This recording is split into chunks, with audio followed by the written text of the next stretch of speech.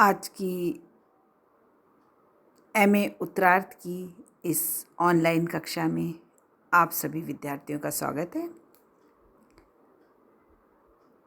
आज हम रामधारी सिंह दिनकर के कुरुक्षेत्र के तृतीय सर्ग के ऊपर चर्चा करेंगे। इससे पूर्व के व्याख्यान में बच्चों मैंने आपको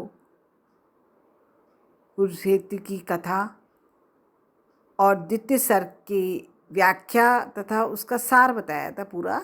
आज हम जो तीसरा सर्ग है उसके ऊपर चर्चा करेंगे। उसकी कथा बताऊंगी मैं आपको कि उसमें कवि ने क्या वर्णित करा है और क्या कहने का प्रयास करा है। तो कुरुक्षेत्र का जो तृतीय सर्ग है, तीसरा सर्ग है, वो भी युद्ध और शांति की समस्या पर ही प्रकाश डालता है, क्योंकि इसमें कवि ये बताना चाहता है कि परिस्थितियों के अनुकूल युद्ध और शांति दोनों ही आवश्यक होते हैं। अर्थात जैसी परिस्थितियां होती हैं उसके अनुसार ही मनुष्य को ढलना पड़ता है। पितामह के मुंह से जब युधिष्ठिर को कवि समझाते हैं तो पितामह यही कहते हैं कि जब युद्ध अनिवार्य होता है तो युद्ध करना ही पड़ता है। ऐसा प्रतीत होता है कि कवि दिनकर युद्ध के पक्षधर हैं, किंतु जब हम इस बात पर गंभीरता से विचार करते हैं तो हमको ऐसा लगता है कि कवि युद्ध के कारणों और उसकी परिस्थितिगत अनिवार्यता पर प्रकाश डालते हुए सच्ची शांति की स्थापना पर जोर देते हैं। तीसरे सर्ग में भीष्म पितामह और युधिष्ठिर का वार्तालाप सांकेतिक है। भीष्म और युधिष्ठिर ने युद्ध और शांति की समस्या पर विचार किया है, क्योंकि देखिए युधिष्ठिर की मान्यता है कि महाभारत का युद्ध उन्हीं के कारण हुआ और वह स्वयं को ही इसके लिए जिम्मेदार समझते हैं, और युद्ध में संपूर्ण देश की शांति भंग हो गई और अनेक प्रकार की समस्याएं उठ खड़ी हुई। तीसरे सर्ग में सबसे पहले भीष्म पितामह ने युधिष्ठिर की इसी शंका का समाधान किया है कि महाभारत का जो युद्ध हुआ है उनके कारण नहीं हुआ। भीष्म पितामह ने युद्ध के कारणों पर प्रकाश डाला। उन्होंने कहा है कि इस युद्ध के लिए युधिष्ठिर को संबोधित करके कहा है कि तुम स्वयं को ही जिम्मेदार मत समझो, वरन उन्होंने उसके कारणों पर प्रकाश डाला कि किन कारणों से युद्ध हुआ।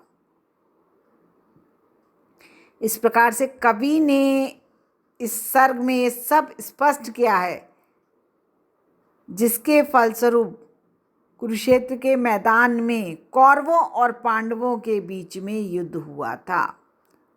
कवि दिनकर ने भीष्म के माध्यम से यह बतलाया है कि कुछ सामाजिक तत्व ऐसे इकट्ठे हो गए थे जिनके कारण युद्ध हुआ।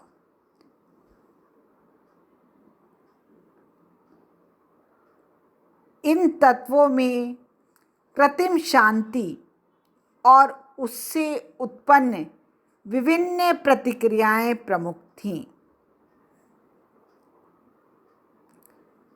प्रसंगवश कवि ने कृत्रिम शांति की विवेचना भी कर दी है। उन्होंने बताया है कि कुछ शासक ऐसे होते हैं जो अपनी नीति का सहारा लेकर सत्ता की बागडोर अपने हाथों में ले लेते हैं और प्रजा का शोषण करते रहते हैं।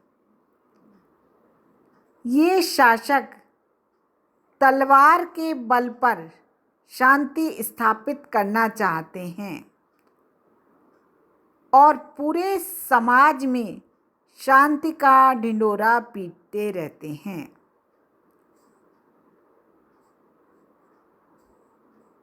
वास्तविकता तो यह है कि यह जो शांति होती है वह सच्ची नहीं होती है। इसी कृत्रिम शांति के कारण ही महाभारत का युद्ध हुआ था।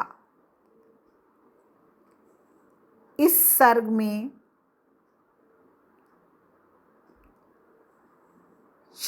कृत्रिम शांति को महाभारत के युद्ध का कारण बतलाने के पश्चात कविवर दिनकर ने सच्ची शांति को स्पष्ट किया है।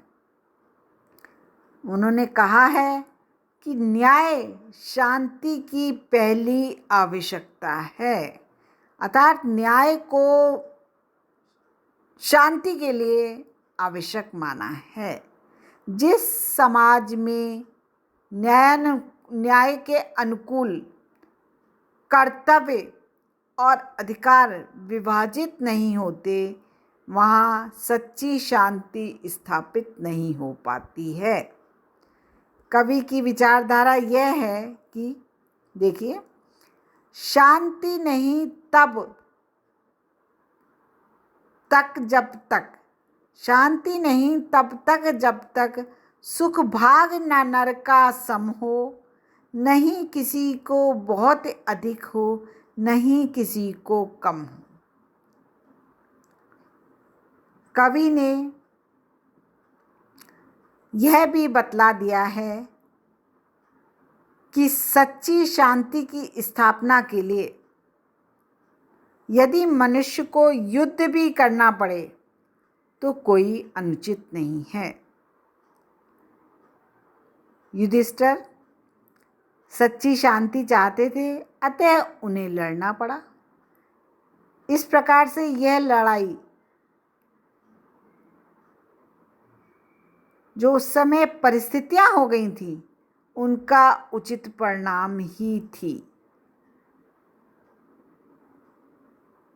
देखिए, कवि की पंक्तियां देखिए। न्यायोचित अधिकार मांगने से न मिले तो लड़के, न्यायोचित अधिकार मांगने से न मिले तो लड़के, तेजस्वी छीनते समर को, जीत या कि खुद मर के। सच्ची शांति और न्यायोचित अधिकार के विषय में अपनी विचारधारा को प्रकट करने के बाद कवि दिनकर ने क्षमा, दया और मनोबल जैसी बातों पर प्रकाश डाला है। भीष्म के माध्यम से दिनकर ने यह प्रतिपादित किया है कि क्षमा, दया और करुणा शक्तिशाली व्यक्तियों के ही आभूषण हैं। कमजोर व्यक्ति क्षमा और करुणा की बात करके अपनी कायरता ही प्रकट किया करते हैं। भीष्म ने ऐसे गुणों को श्रेष्ठ बताते हुए युधिष्ठिर से ये कहा है, क्षमा, दया, तप, तेज मनोबल, क्षमा, दया, तप, तेज मनोबल की दे व्यथा दुहाई, धर्मराज व्यंजित करते तुम मानव की कदराई। वास्तविकता भी यही है कि सात्विक वृत्तियों की आवश्यकता और श्रेष्ठता से इनकार नहीं किया जा सकता, किंतु यदि दूसरा पक्ष असात्विक गुणों और भावों को अपनाकर चल रहा है, तब हमें भी उसी के अनुकूल आचरण करना चाहिए। देखिए बच्चों, यदि कोई हमारे सामने बुराई कर रहा है, उसकी सोच बुरी है, न्याय के विरुद्ध वह बातें कर रहा है, तो हमें उसका जवाब देना ही चाहिए। कवि ने यही समझाने का इसमें प्रयत्न किया है। दिनकर ने इसी प्रसंग को बता दिया है कि मनुष्य को शक्ति के साथ जीना चाहिए। जो व्यक्ति शक्तिहीन होकर भी क्षमा का राग अलापता रहता है, वह उस कमजोर सांप की तरह होता है जो दांतों और विष से रहित होकर काटने का धर्म छोड़ देता है और ये कहता फिरता है कि मैंने क्षमा धारण कर ली है ना। तो दिनकर ने इस सर्ग में महत्वपूर्ण बात ये बतलाई है कि प्रतिशोध की भावना पुरुषार्थ की सच्ची कसौटी है। जिस व्यक्ति अथवा जाति में प्रतिशोध की भावना नहीं होती, उसके लिए तो सहनशीलता और सद्वृत्तियाँ अभिशाप ही हैं। प्रतिशोध लेना जड़ और चेतन दोनों का जन्मसिद्ध अधिकार है। कवि ने बताया है कि मनुष्य को आत्मिक शक्तियों का निरंतर विकास करते रहना चाहिए, किंतु यदि आवश्यकता पड़े तो शारीरिक शक्ति को भी काम में लेना चाहिए। एक प्रकार से कवि ने ये कहा है इसमें कि युद्ध तो पाप है, किंतु यदि वही किसी वस्तु का निर्णायक हो तो उससे पीछे नहीं हटना चाहिए। आपने देखा है कि इस युद्ध में पांडवों ने युद्ध को टालने के लिए बहुत सारे प्रयास करे थे, परंतु जब युद्ध आवश्यक हो गया तो युद्ध करने में ही भलाई, फिर उसके कारणों से विचलित होने की आवश्यकता नहीं है।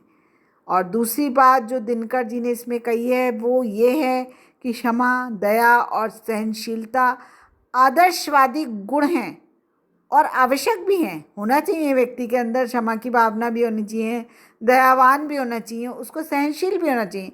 किंतु यदि कोई व्यक्ति आपके प्राणों को ले रहा है तो उस समय इन गुणों को छोड़ना ही उचित है ना। अन्याय को सहन करना भी एक कायरता और अपराध है। तो तीसरे सर्ग में जो तीसरा सर्ग है उसमें व्यक्त विचार कुछ इस प्रकार से प्रकट किए गए हैं कि पाठकों के मन में इसका अमिट प्रभाव पड़ा है ना। एक और तो दिनकर ने ओजपूर्ण भाषा का प्रयोग किया है, दूसरे अपने मत की स्थापना के लिए प्रामाणिक तर्क भी दिए हैं, और तीसरे दिए गए तर्क प्रसंग और परिस्थिति के अनुकूल होने के कारण विश्वसनीय भी बन गए हैं। इस अंश की भाषा में प्रवाह है, प्रभावपूर्ण भाषा है इसकी, है ना, और शैली में ओजस्विता है और कथनों में ईमानदारी और विश्वसनीयता है। इसी कारण महाभारत के युद्ध के संदर्भ में जो कुछ इस सर्ग में कहा गया है, कौन से सर्ग में, तीसरे सर्ग में, वह आज भी प्रमाणिक, सत्य और ग्रहण करने योग्य प्रतीत होता है। ये जो पूरा तीसरा सर्ग है बच्चों, ये पूरा इन्हीं भावों से भरा हुआ है, इन्हीं भावों से युक्त है। इस सर्ग में युधिष्ठिर की शंकाओं का समाधान करने के साथ साथ कवि ने भीष्म पितामह के माध्यम से सच्ची शांति की स्थापना के आधारों और सात्विक वृत्तियों के औचित्य को प्रमाणित किया है। पुरुषार्थ की सच्ची कसौटी के रूप में प्रतिशोध भावना को महत्व दिया गया है। इस सर्ग का प्रतिपाद युद्ध, शांति और सात्विक वृत्तियों के होने के कारण भाषा शैली भी इसी के अनुकूल प्रयुक्त हुई है। इस सर्ग में वैचारिकता, कलात्मकता और भावुकता का अद्भुत सामंजस्य देखने को मिलता है। यहाँ भाषा कथ्य के अनुरूप तो है ही, किंतु अलंकार विहीन है। इस प्रकार इस सर्ग का कथ्य विशिष्ट, उदात्त और आधुनिक परिवेश से विशेष रूप से विचारणीय है। तो ये हुई तीसरे सर्ग का सार और महत्वपूर्ण बातें।